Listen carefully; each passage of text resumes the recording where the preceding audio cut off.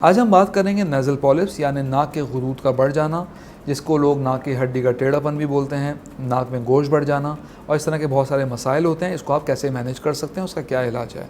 अस्सलाम वालेकुम viewers, welcome to TSE। मैं हूं अदील मंसूर। अगर आपने हमारे चैनल को सब्सक्राइब नहीं किया so don't forget to subscribe and press the bell icon. तो चलते हैं अपनी वीडियो की जानिब। नेज़ल पॉलिप्स यानी नाक के गुरूद का बढ़ जाना बड़ा ही कॉमन मसला है जो बहुत से लोगों को परेशान करता है। इस वीडियो में हम नेज़ल पॉलिप्स के इलाज के बारे में बात करेंगे और कुछ आसान घरेलू तरीके भी शेयर करेंगे।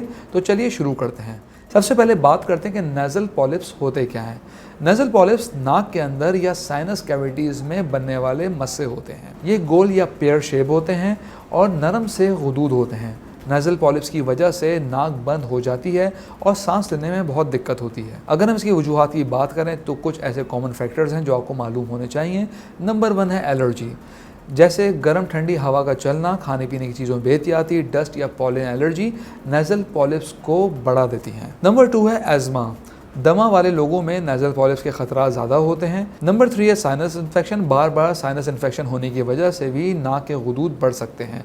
नंबर 4 है जेनेटिक फैक्टर्स, कुछ केसेस में नेज़ल पॉलिप्स फैमिली हिस्ट्री की वजह से भी हो सकते हैं। व्यूअर्स, नेज़ल पॉलिप्स की कुछ अलामात होती हैं जो आपको मालूम होनी चाहिए, जैसे नाक का बंद होना, कभी खुलना, नाक का बहना, नाक से बदबूदार सांस का आना, सर में दर्द रहना, कभी छींके होना।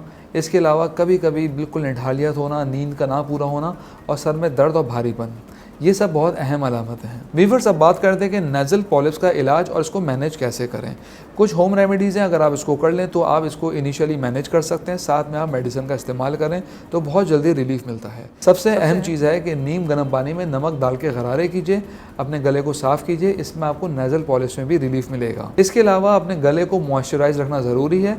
इसके लिए बहुत सिंपल होम रेमेडी है कि आप 1 से 2 बूंद घी अपनी ज़बान पर लगाएँ और इससे नेज़ल पॉलिप्स को कम करने में मदद मिलेगी, क्योंकि इससे जो आपका ऊपर का एरिया होता है ये मॉइस्चराइज होकर इसको बहुत रिलीफ देता है। नंबर 3 है स्टीम लेना। ये नेज़ल पॉलिप्स के मरीज़ों के लिए बहुत ही फ़ायदेमंद है।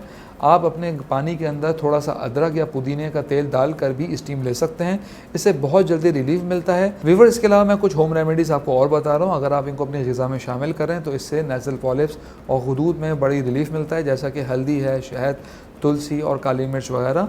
इन चीज़ों के इस्तेमाल से साइनस के मरीज़ों को फ़ायदा मिलता है। मुख्तलिफ़ किस्म की रेसिपीज़ में आप इनको इस्तेमाल कर सकते हैं। अब मैं आपको साइनस के मर्ज़ के लिए कुछ अहम होम्योपैथिक मेडिसिन बताने जा रहा हूँ। इनके इस्तेमाल से आपको साइनस में फ़ौरी आराम मिल सकता है। कैंड नंबर 17 ड्रॉप्स, इसके आप 10 से 15 कतरे थोड़े से पानी में डालकर दिन में 3 मरतबा इस्तेमाल कीजिए। इससे साइनस में काफ़ी रिलीफ मिलता है, बंद नाक खुल जाती है, नेज़ल कैविटी क्लियर होती है। इसके अलावा जो आपके स्वेल्ड और इन्फ्लेम्ड आपके जो पॉलिप्स होते हैं वो भी रिलैक्स होना शुरू हो जाते हैं। नंबर 2 आप इस्तेमाल करें कैंट का साइनस ईज कोर्स। इसके अंदर ड्रॉप्स भी है, नेज़ल स्प्रे भी है। इसके भी अगर आप चाहें तो 10 से 15 कतरे थोड़े से पानी में डाल के इस्तेमाल करें और नेज़ल पम्प को आप स्प्रे करें, दिन में 1 से 2 मरतबा स्प्रे करें, इससे भी आपको काफ़ी रिलीफ मिल जाएगा। व्यूअर्स, अगर आपको एलर्जी की वजह से साइनस का प्रॉब्लम है तो कैंट होम्योपैथिक फार्मेसी का तैयार करता एलो क्योर नेज़ल स्प्रे भी आप यूज़ कर सकते हैं। ये ख़ासकर एलर्जी वालों के लिए डिज़ाइन किया गया है।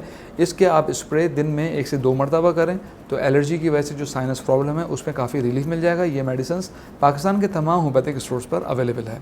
हम उम्मीद करते हैं आज की वीडियो आपको पसंद आई होगी। कमेंट बॉक्स में राय से ज़रूर आगाह कीजिएगा। अगली वीडियो तक के लिए अल्लाह हाफ़िज़।